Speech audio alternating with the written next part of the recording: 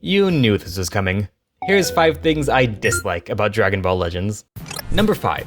Paid Ultra characters. When Ultra characters were announced, they were worrying for obvious reasons. You won't be seeing this Ultra rarity in the summon anytime soon, so don't be afraid of that.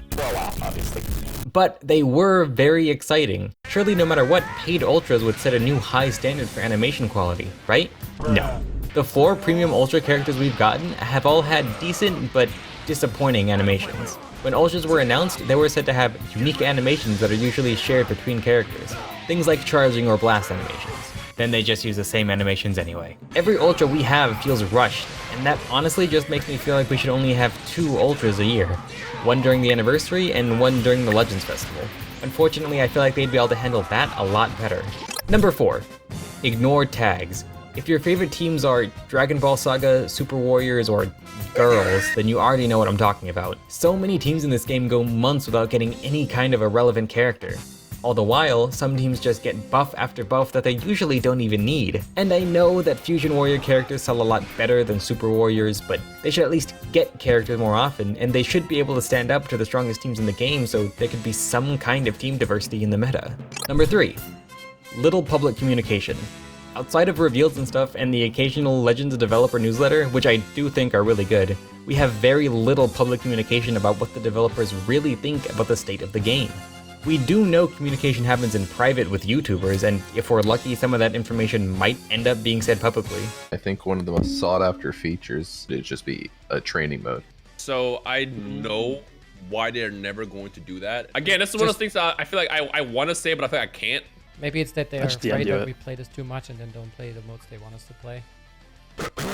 I think the people behind the game should be given more opportunities to speak publicly. In fact, I think it would be really cool if Toshi did an interview with some of the big Legends YouTubers. Even if the questions had to be approved by higher ups at Bandai, I think it would be a huge deal for the Legends community. And all this also leads into... Number 2. No Dragon Ball Legends YouTube channel.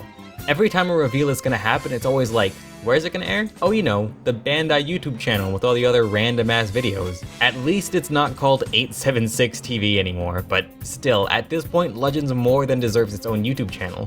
It would also open up the opportunity for them to do different kinds of content on the game, which they have experimented with in the past.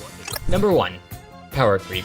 We all knew this was gonna be here. A new character comes out that breaks the meta, only to be overtaken themselves a few months later. We saw this with Super Gogeta, who got overtaken by the androids, who got overtaken by Cooler, who got completely destroyed by Beast Gohan and Pan. I understand that this game has to make money, and releasing a new strongest character is a good way to make people summon, but the fact that the meta moves so quickly makes it so you basically have to have a lot of very recent characters to be competitive, which is pretty hard to do if you don't spend tons of money on the game. Not to even mention when they create problems like Revival and then sell us the solution in the new characters. I mean, come on.